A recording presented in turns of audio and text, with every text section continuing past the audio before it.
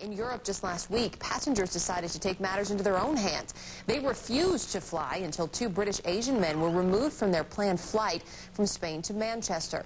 The passengers thought the men were speaking Arabic and wearing clothes they found a little too heavy for their destination. They suspected them of being terrorists. Well, those passengers were wrong, and the men were eventually cleared. They took a later plane.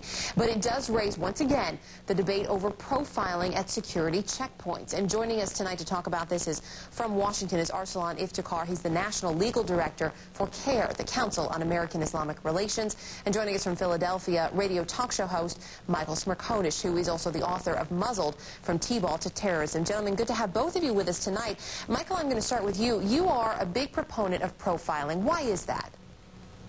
Because of all the commonalities of those who threaten our safety and security here in the United States. We're not threatened by all Muslim men, but those who threaten the United States are indeed Muslim men.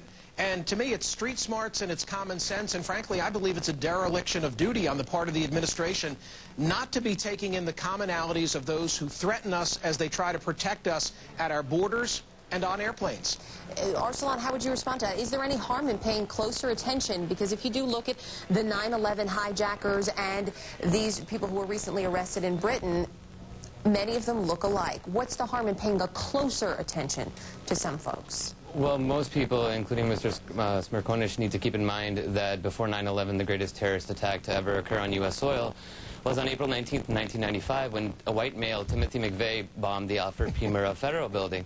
After Oklahoma City, we didn't go out and racially profile every blonde-haired white guy with a buzz cut. And the federal law enforcement agencies, from the FBI down to state and local agencies, have always said time and time again that racial profiling is not an effective law enforcement technique. And Michael, you were kind of laughing at that as Arsalan was answering. Yeah, but wait, I got a question for you here. You have to think, if these guys are smart enough to plan to blow up a plane, aren't they smart enough to grab a white guy or perhaps an African-American man or woman to carry out their plans for them and get around profiling like this? Erica, when Thurston Howell III and those who look like him join Al-Qaeda, you can have me back on the program and you can criticize the things that I'm saying. But the reality is that we've been at this for 5 years now, and they're all the same. And I'm not afraid to say it. And frankly, when I say it, I'm overwhelmed with a response from the heartland of this country of people who agree with me. What now, do you this propose then for profiling? Do you propose separate lines for people who are Muslim or of Arab or Middle Eastern descent?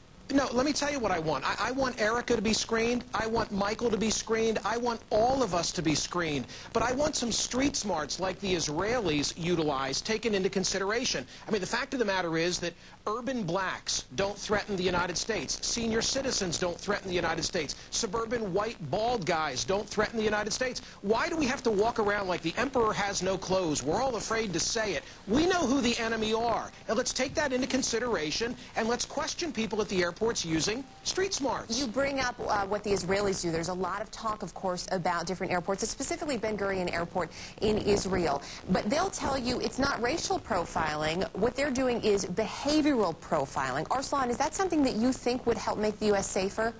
Well, unlike Michael, I've pledged allegiance to the United States of America, not the United States of Israel, where they have delegated Arab citizens to second-class status. And if Mr. Smerconish were to have his way, that's essentially what would happen with the 7 million American Muslims living here today. Now, keeping in mind the sheer idiocy of this program, it just doesn't make any sense. You want to talk about street smarts. You know, if a family returning from Cancun has a slightly better tan than the average American, based on this racial profiling phenomenon, they would get additional scrutiny. We just don't have the resources. We need to base our security on intelligence and not knee-jerk right-wing, racist rhetoric coming from Mr. Smerconish. Just to return to that question, can I respond to that? I would like Arsalan to answer the question. No, my show, I get to ask the questions. You're going to need to wait a second, sir. Arsalan, I'd like you to answer the question I asked, though. Is behavioral profiling something that could be used effectively? Absolutely. You know, if somebody is acting suspicious, regardless of what color they are, regardless of what their name same as I want them to be scrutinized. And I think that that's, where we, that's where we get into the heart of the intelligence debate, is that we are a nation with the presumption of innocence. If someone is acting suspicious, you're going to pull them out of line, and you're going to give them additional scrutiny. By all means do that. That is currently what TSA does. But just to base it solely on the name of someone or the religion of someone it's un-American. And Michael, your response to that? My response is that this gentleman has used the words idiocy and racism to respond to the things that I'm saying. Idiocy is trying to throw Timothy McVeigh into the mix. And I hear this argument, I'll hear Timothy McVeigh or Charles Manson or John Wayne Gacy. We had kooks in this country before September 11, and we will post-September 11, but they're not the enemy. They're not members of radical Islam. Radical Islam threatens the United States. And racism, see, you use the R word, and that shuts up most people, and that's why we don't have a good, intelligent, highbrow conversation talking about street smarts, not racism. If pink people were committing crimes, we'd be taking a harder look at pink people, and that's all I'm talking about here. Arsalan, I'll let you respond to that. Well, unfortunately, using Mr. Smirkonish's methods, unfortunately, I fear that it's only going to take another Timothy McVeigh before we realize that terrorism is irreligious. We are a nation based on laws. We are a nation based on the fact that all people are innocent until presumed guilty. Why should the fact that I happen to be an American Muslim, why should I get singled out when I have done absolutely nothing wrong? But Mr. Smirkonish thinks that all people who happen to be brown should be given extra scrutiny. We only have about 30 seconds left, gentlemen, so you're going to need to split that. But bottom line, is there the possibility that your two sides can come together to find a solution on this? Arsalan? Absolutely. I think that, again, behavioral profiling, judging suspicious activity, I mean, I think that's what we should base things on.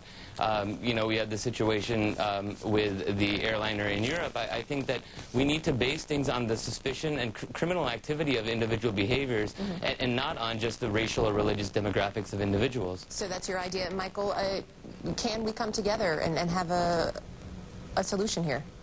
Not as long as vitriolic words like racism are thrown onto the table. If there were a one-armed bandit on the loose, we wouldn't be stopping a lot of guys with two arms. Well, I appreciate your time from both of you tonight, Michael Smirkonish and Arsalan Iftikhar. A heated debate, as we know. Thanks for taking some time to bring us your sides this evening. Thank you, Erica.